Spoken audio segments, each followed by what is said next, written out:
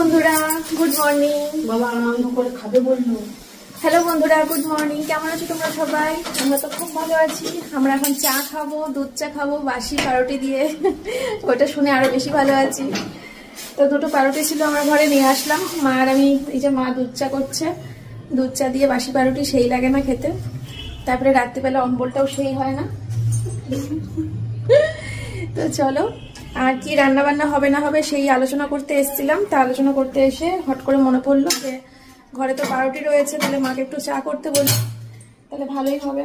তো চলো, এখন চা পাউরুটি খেয়ে মা সবজি বানাতে বসবে, আর আমি চা পাউরুটিটা খেয়ে ঘরের কাজে লেগে পড়বো। ঘরে তো প্রচুর কাজ, মেয়ে এই মাত্র স্কুলে বেরিয়ে গেল, 11:30 বাজে এখন।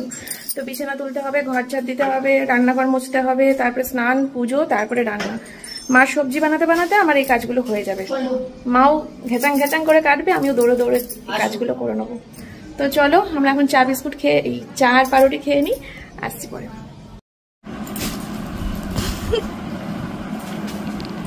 আরেকটা পাউরুটি রাখো, হাতে দেখিয়ে দিই, নাহলে ভাববে শ্বশুরকে দাওনি।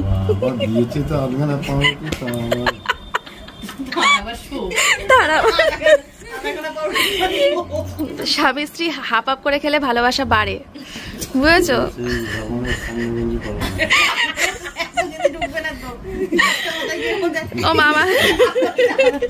ও মা, তুমি আমার থেকে হাফ নেবা, আমি এতটা পারবো না। 2 নম্বর খাবি পাউরুটি? প্যানকেস বেরিয়ে আসবে কিন্তু আজকেই। পাউরুটির পেস্ট করে দেবো। হ্যাঁ, আমি পেস্টই খাবো। তো বন্ধুগণ, এই ঘরে সকালবেলা মেয়েকে পড়িয়ে গেছে, তো বই খাতাগুলো গুছিয়ে বিছানাটা ঝেড়ে দিলাম, যাতে আমার বরমশাই এসে এই ঘরে সেটেল হতে পারে। আর ওই ঘরের আমি ধীরে সুস্থে কাজ করব, মানে ওকে এই ঘরে ঢুকিয়ে দিয়ে আমি ধীরে সুস্থে বাইরে কাজ করব। এই বিছানা টিছানা তুলবো, তারপরে রান্নাঘর তো একদম এই হয়ে রয়েছে, আর প্রত্যেক দিন এই টাইমটা এই হয়ে থাকে রান্নাঘরটা। এই মেয়ে স্কুলে বেরিয়ে যায়, 11:30টার সময় যখন রান্নাঘরে ঢুকি একেবারে পুরো এরম দেখি। আসলে ওই সময় না আমার মাথা কাজ করে না, যতক্ষণ না মেয়েকে আর সোমনাথকে এই টাইমটা আসছে, এই যে ফ্রি টাইম, এই 11:30 বাজে, তো এই টাইমটা তো আমার নিজস্ব টাইম। সোমনাথের পেট ভরা, সকালে ডালিয়া ডিম সিদ্ধ দিয়ে দিয়েছি, মেয়েকে ভাত খাইয়ে দিয়েছি আলু সিদ্ধ ডিম সিদ্ধ ঘি দিয়ে, কারণ সবার পেট ভরা। সুতরাং এই যে কাজ, ওদের পেছনে যা কাজ সেইটা আমার এই 11:30টার মধ্যে হয়ে যায়। এই 11:30টার পর থেকে হচ্ছে আমার নিজের কাজ। সুতরাং এখন আমার পুরো হালকা লাগে, প্রচুর হালকা লাগে। এখন ধীরে সুস্থে নিজের মতো নিজে থাকো, নিজের মতো নিজে কাজগুলো করো, ঠিক আছে? তো চলো।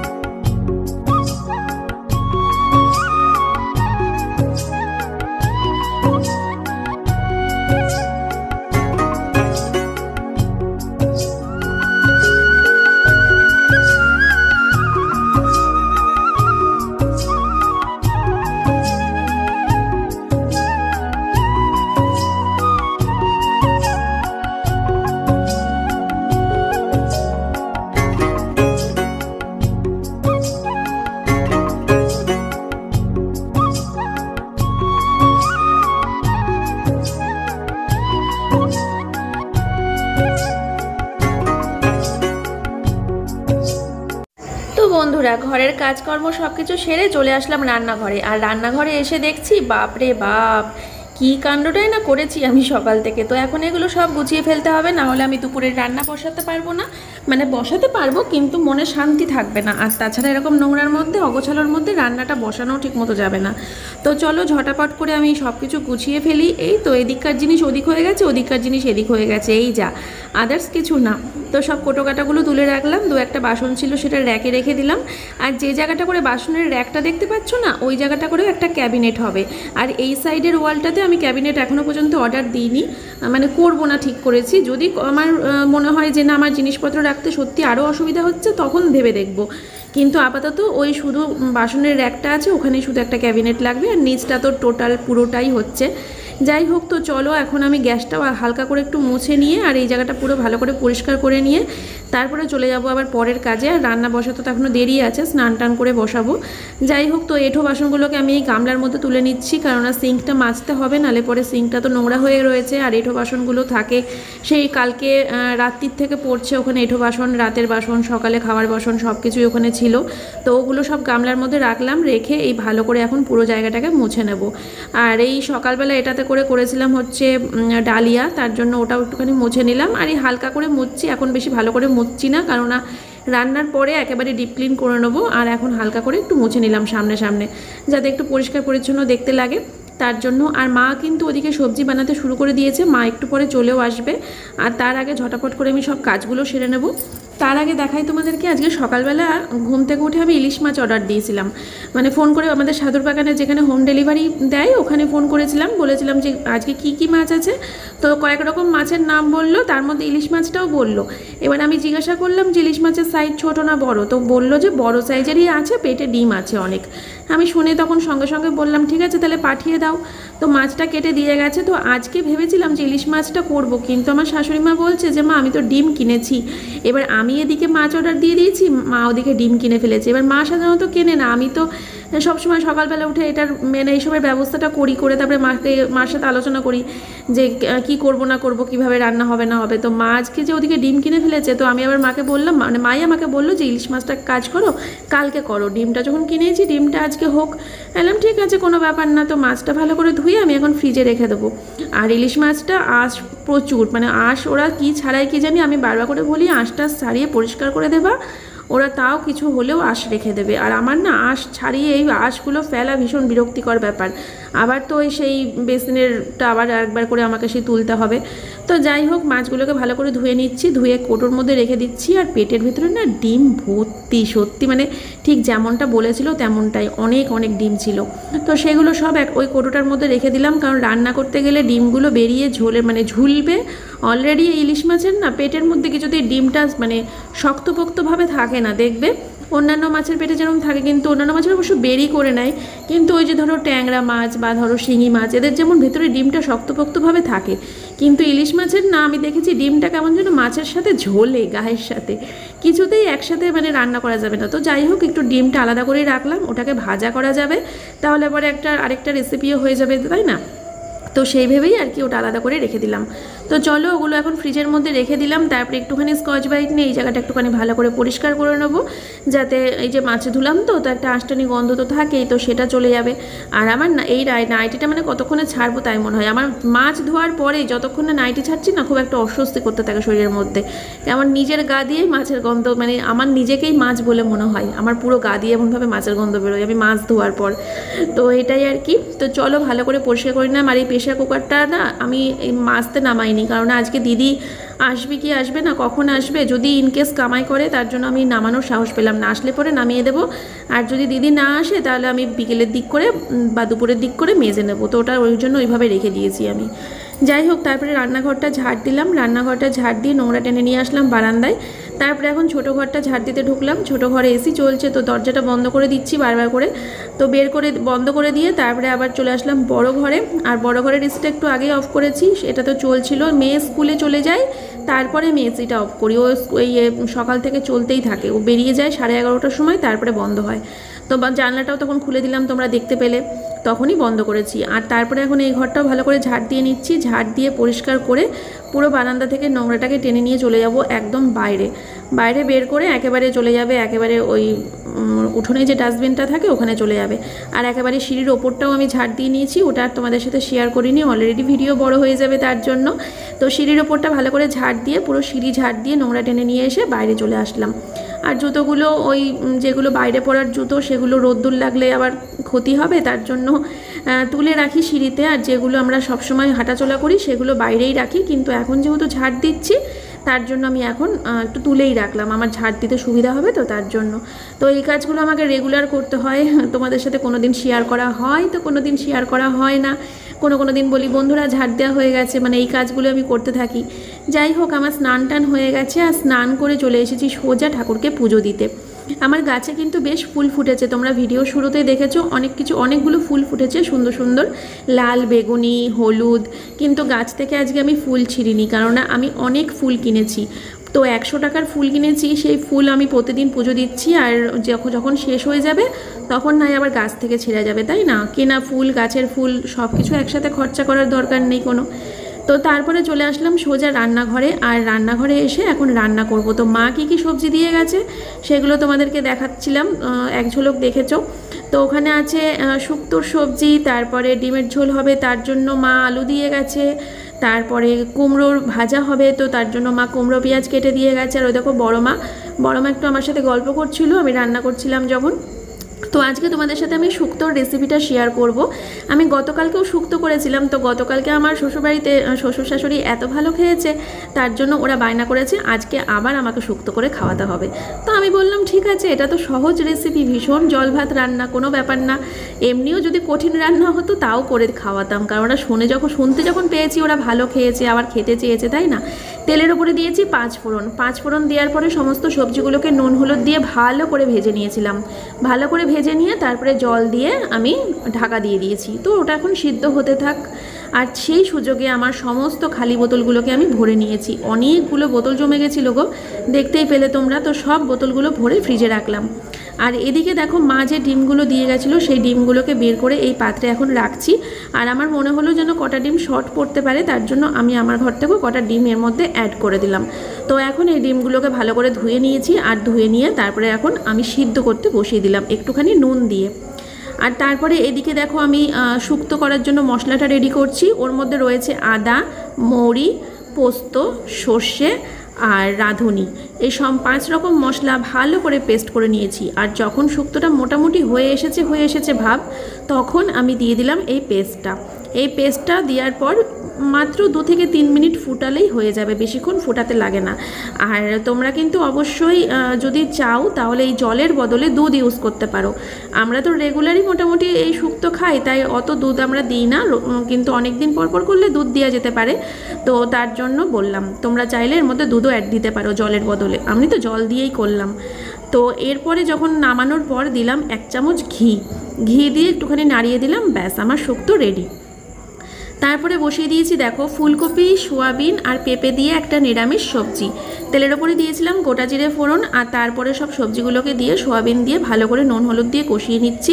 একটুখানি আদা বাটা আর একটুখানি জিরে বাটা দিয়েছি, ব্যাস, আর কিছু না। তো বন্ধুরা, নিরামিষ পদগুলো সব নেমে গেছে। তো মা বললো যে নিরামিষ রান্নাগুলো হয়ে গিয়ে থাকলে ওগুলো নিয়ে আসো, ওগুলো রেখে তারপরে আবার আমিষ রান্নাগুলো বসাও। তো নিরামিষের মধ্যে যে 4টে রান্না করলাম এগুলো এখন ও বাড়িতে রেখে আসবো। তো তোমাদেরকে একটু দেখিয়ে দিই, এই যে শুক্তো যেটা রেসিপি আজকে শেয়ার করলাম তোমাদের সাথে, আর এদিকে হচ্ছে পেঁপে দিয়ে, সোয়াবিন দিয়ে, ফুলকপি দিয়ে একটা তরকারি। সব অল্প অল্প করেই দেখতে পাচ্ছ, যেহেতু আমাদের ডিমের ঝোল হচ্ছে তো তার জন্য আমরা এগুলো জাস্ট টাচ করে যাব খেতে বসে, আর বাবা আরাম করে খাবে আর কি। তো এই হচ্ছে। আর এদিকে দেখো ধনেপাতা দিয়ে আর ফুলকপি দিয়ে হালকা করে একটু মুগের ডাল করেছি। এখানে দুজনের মতো আছে, ওই সোমনাথ একটু খাবে, বাবা একটু খাবে। আর এই হচ্ছে ঢ্যাঁড়স ঝাল, যেটা আমরা প্রত্যেক দিনই মনে হচ্ছে এখন পাতে রাখতে হবে, নালে মানে খুব দুঃখ পাবো এরকম একটা ব্যাপার খেতে বসে। ঢ্যাঁড়স ঝালটা আমরা সবাই এত ভালোবাসি। ঠিক আছে বন্ধুরা, তো সবাই জানিও রান্নাগুলো কেমন হয়েছে দেখতে, আর কার কার কোনটা খেতে ইচ্ছে করছে সেটাও কিন্তু কমেন্ট করে বলো, ঠিক আছে? নুন, হলুদ, কাঁচা লঙ্কা আর পেঁয়াজ দিয়ে হচ্ছে কুমড়ো ভাজা, ঠিক আছে? এটা হোক, ততক্ষণে আমি এই ডিমের খোসাগুলো ছাড়াতে হবে।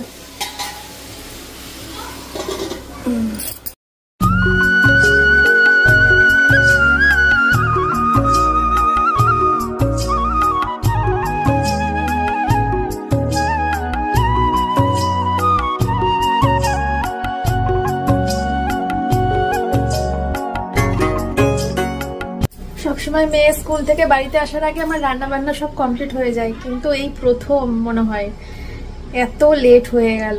এখন বাজে হচ্ছে 3টে, আমি এখনো রান্না শেষ করতে পারিনি। মেয়ে এক্ষুনি ঢুকে যাবে, 2:45 সময় ছুটি, সোমনাথ আনতে চলে গেছে অনেকক্ষণ, এক্ষুনি ঢুকে যাবে। এই যে লাস্ট পদটা, এই কুমড়ো ভাজাটা হয়ে গেছে। ভাজা করেছি নাকি কুমড়োর চচ্চড়ি করেছি কি জানি, ভাজা ঠিক হয়নি, চচ্চড়ি হয়ে গেছে।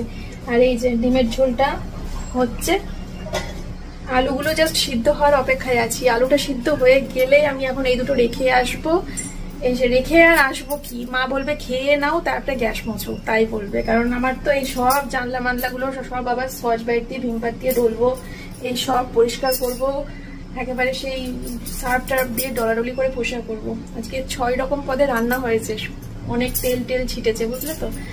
তো মনে হয় আজকে এগুলো খাওয়ার পরেই করতে হবে। অলরেডি এত বেলা হয়ে গেছে, মা না খেয়ে আছে, ননদ না খেয়ে রয়েছে, শুধু শ্বশুরমশাই খাওয়া হয়ে গেছে। তো আসুক, মেয়ে এসে গেলে না খেতে বসে যাবো, তারপরে এগুলো করবো, বুঝলে। আবার খাওয়ার পরে কাজ করাও খুব কষ্টকর, খাওয়ার পরেই শরীরটা বিছানায় যাওয়ার জন্য ছটফট করবে। কিন্তু এটা কমপ্লিট করেই আমি শোবো, নাহলে শুয়ে শান্তি পাবো না। তো চলো ডিমের ঝোলটা নামাই, আরো 5 মিনিট মতো লাগবে সিদ্ধ হতে, ঠিক আছে। তো এই হচ্ছে কুমড়োর, কি বলবো, কুমড়ো পেঁয়াজ দিয়ে ঘ্যাট হয়ে গেছে, একটা ভাজা হয়নি, একটা চচ্চড়ি মতো হয়ে গেছে, ঠিক আছে। তো বন্ধুরা, ডিমের ঝোল ফাইনালি রেডি। তোমরা কমেন্ট করে জানিও ডিমের ঝোলটা দেখতে কেমন হয়েছে, ঠিক আছে। খেতে তো খুবই ভালো হয়েছে, আমার একটু ঝোল চেখে দেখা হয়ে গেছে, বাকিটা তোমাদের কমেন্ট। বললাম না, ডিমের ঝোলটা যখন দিতে যাব তখনই মা বলবে আমার শিগগিরই আগে খেয়ে নাও তারপরে সব করো। তো মা খেতে ডাকছে। এই ঘরে এসে মেয়েটাকে জামা প্যান্টটা ছাড়ালাম, বললাম তুমি বারো, আমি জামা প্যান্টটা ছাড়াই, সবে স্কুল থেকে ঢুকলো তো এখন হাত মুখটা ধুয়ে চেঞ্জ করে নেবে, বাকিটা করে নেবে। নাচের ক্লাস আছে, জামা প্যান্ট বের করে দিয়ে আসলাম। আমি মাকে বললাম ভাত বাড়তে, সোমনাথ আসছে, চলো খেয়ে নি। কটা বাজে? 3:20।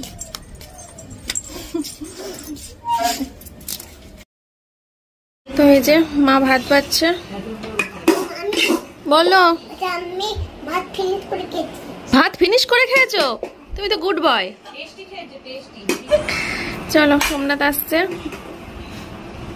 রিম্পি কই? ও তুই ওখানে? তোকে দেখতে পাইনি সত্যি, আমি ভেবেছি ওটা কোলবালিশ। আর কোলবালিশ নেই বৌদি, শুকাই গেল আমার। তো বন্ধুরা, আমাদের সববার দুপুরবেলা খাওয়া দাওয়া হয়ে গেছে। ওই বাড়িতে আমার শাশুড়ি, ননদ, শ্বশুরমশাই, আমার ননদের ছেলে সবাই ঘুমিয়ে পড়েছে।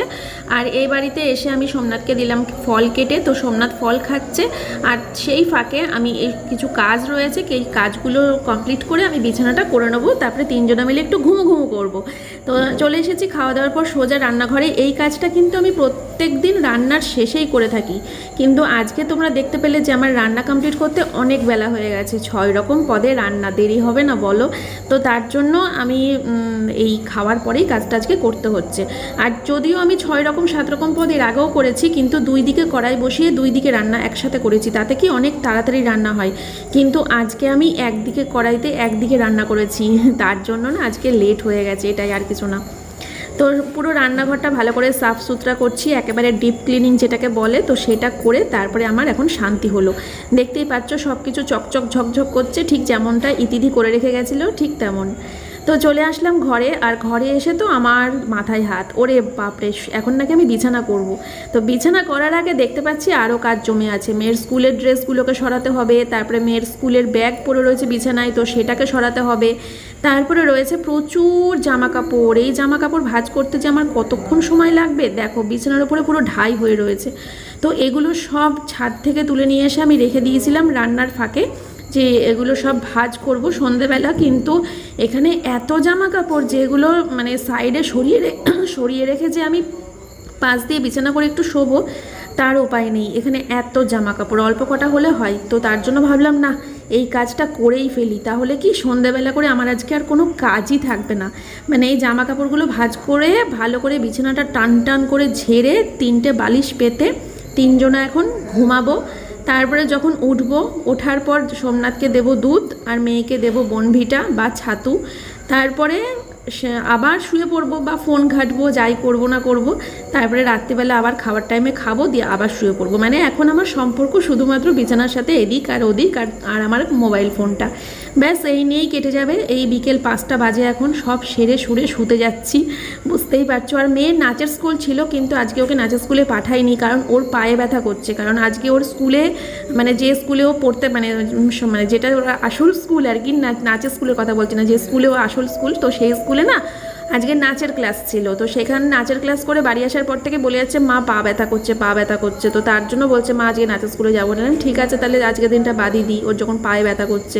তো 3 জনা মিলে একটা সুন্দর ঘুম দিই। বাইরে খুব ঠান্ডা ঠান্ডা ওয়েদার, বৃষ্টি হবো ভাব, বৃষ্টির অভাব, এরকম একটা ব্যাপার। তো যাই হোক, চলো বন্ধুরা, আজকের মতো ভিডিওটা আমি এখানেই শেষ করব। জামা কাপড়গুলো গুছিয়ে রাখবো জায়গার জিনিস জায়গায়, ব্যাস তাহলেই হয়ে গেল, আর কোনো কাজ নেই। তোমরা সবাই খুব ভালো থেকো, সুস্থ থেকো, দেখা হবে তোমাদের সাথে আবার আগামীকাল নেক্সট ব্লগের সাথে। ততক্ষণ পর্যন্ত সবাইকে টাটা বাই বাই, আবার যেন দেখা পাই। অ্যাকচুয়ালি এই ডায়লগটা না আমার বাবার, জানো তো, আমার বাবা আমার মেয়েকে খুব বলতো, তো সেইটাই আমি এখন ক্যারি করছি। চলো টাটা বাই বাই, আবার যেন দেখা পাই।